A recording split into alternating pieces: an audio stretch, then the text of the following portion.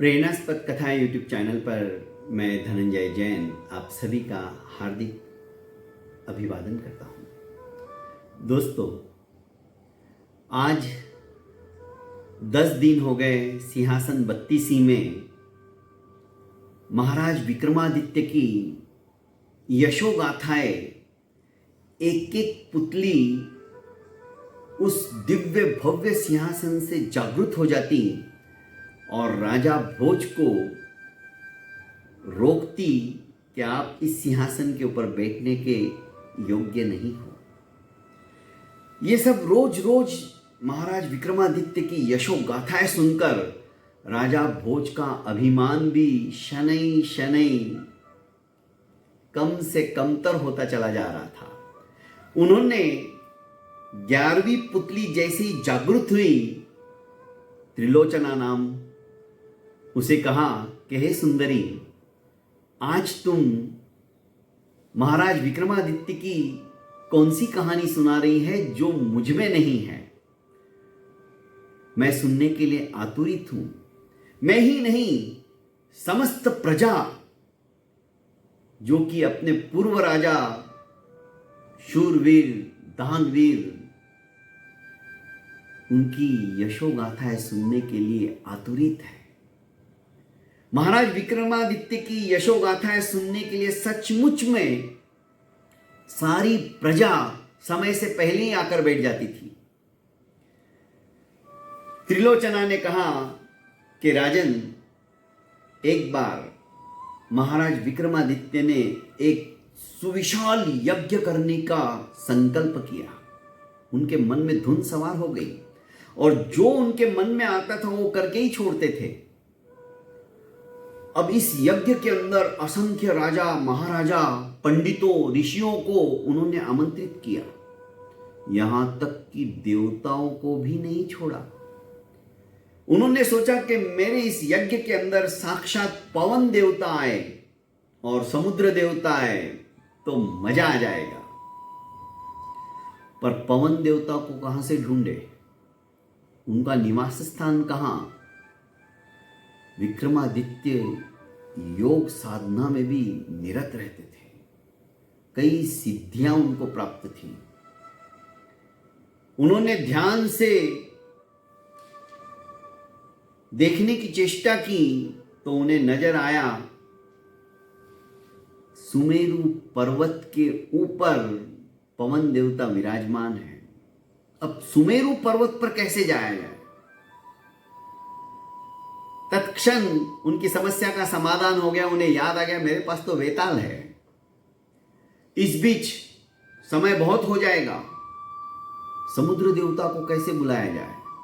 उन्होंने अपने ही राज्य में उद्भट विद्वान, ऐसे जो उन्हीं की तरह साधना में हमेशा निरत रहते थे, ऐसे ब्राह्मण देवता को अपने पास बुलाया और कहा कि तुम मेरे प्रतिनिधि बनकर समुद्र देवता के पास जाओ, उनकी साधना करो, 3 दिन की लगातार भूखे प्यासे रहकर तपस्या करके उनको आमंत्रित करो, आह्वाहित करो और 3 दिन तुम्हें समुद्र के अंदर जल समाधि लेनी पड़ेगी।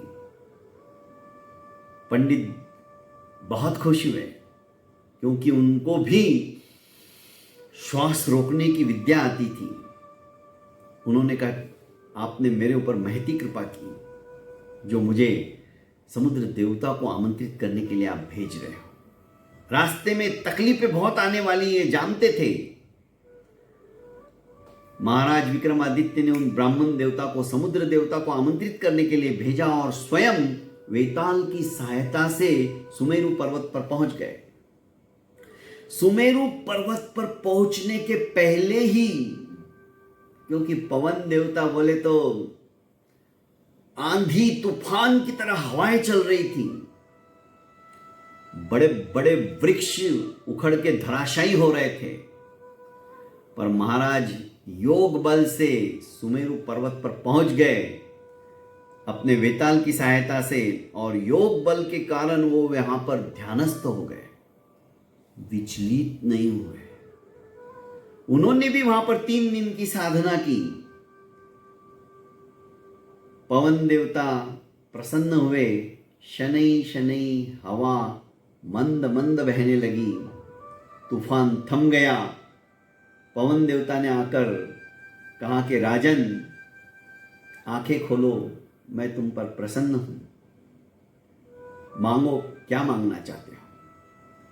विक्रमादित्य ने हाथ जोड़कर पवन देवता से कहा कि मैं इस तरह से एक महान सुविशाल यज्ञ की संरचना कर रहा हूं, उस यज्ञ में आपकी उपस्थिति हो जाए तो मैं तो निहाल हो जाऊंगा। पवन देवता ने कहा कि राजन, मैं स्थूल रूप से वहां नहीं आ सकता। यदि मैं वहां आया तो आंधी तूफान मेरे साथ ही रहेगी। तुम समझने की कोशिश करो, संपूर्ण राज्य नष्ट भ्रष्ट हो जाएगा। हां, सूक्ष्म रूप से मैं तो हर जगह हूं। मैं तुम्हारे यज्ञ में भी रहूंगा और तुम मुझे महसूस करोगे, क्योंकि मैं तुम्हारे ऊपर प्रसन्न हूं। तुम्हारे हर यज्ञ की आहुति में मेरा योगदान रहेगा। पर यह जिद अपने दिमाग से निकाल दो कि मैं स्थूल रूप से वहां पर आऊं, यह असंभव है। और तुम प्रजावत्सल हो, प्रजा को पुत्रवत प्रेम करने वाले हो। राजा विक्रमादित्य को बात समझ में आ गई। पर हां, तुम्हारे राज्य के अंदर कभी भी अतिवृष्टि, अनावृष्टि और इस तरह का बवंडर, तूफान कभी नहीं आएगा। यह वरदान मैं तुमको देता हूं। महाराज विक्रमादित्य गदगद हो गए। पवन देवता का वरदान लेकर वे वेताल की सहायता से वापस अपने राज्य की सीमा में आ गए। इधर जिन ब्राह्मण देवता को समुद्र के पास भेजा था, समुद्र देवता को आमंत्रित करने के लिए प्रेषित किया था, वे ब्राह्मण देवता समुद्र के पास पहुंच गए। समुद्र में 3 दिन तक जलमग्न हो गए और एक ही धुन समुद्र को आमंत्रित करने की मंत्रोच्चारण के साथ आखिर तीसरे दिन समुद्र देवता को प्रकट होना पड़ा। वे खुश हुए। प्रयोजन पूछा तो बताया गया कि मैं महाराज विक्रमादित्य के वहां से आया हूं, उनका दूत बनकर। आपको उन्होंने आमंत्रित किया है। वे इस तरह से एक महान यज्ञ का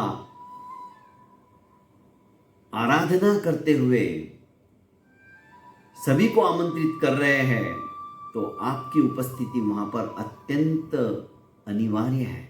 आपको बुलाया भेजा है उन्होंने। समुद्र ने कहा कि मुझे गर्व है विक्रमादित्य के ऊपर कि उन्होंने मुझे स्मरण किया, पर मेरा भी स्थूल रूप से वहां आना ठीक नहीं होगा, क्योंकि मुझे पवन देवता ने सब कुछ बता दिया। महाराज विक्रमादित्य स्वयं पवन देवता के पास गए थे। उन्होंने भी यही कहा और मैं भी यही कहूंगा कि मेरे साथ तो संपूर्ण जल राशि चलेगी। संपूर्ण नगर, संपूर्ण राज्य जलमग्न हो जाएगा। इसलिए मेरी वहां पर स्थूल रूप से उपस्थिति ठीक नहीं है। मैं सूक्ष्म रूप से वहां पर रहूंगा ही। जल कुंभों के अंदर मेरा स्थान हमेशा बना रहेगा। और हां, तुम महाराज विक्रमादित्य से कहना कि इस तरह से समुद्र देवता ने कहा है कि वे स्थूल रूप से नहीं आ सकते, पर यज्ञ के अंदर जो भी जल से युक्त सामग्री लगने वाली है, पवित्र जल लगने वाला है, उसमें मेरा अस्तित्व हमेशा रहेगा।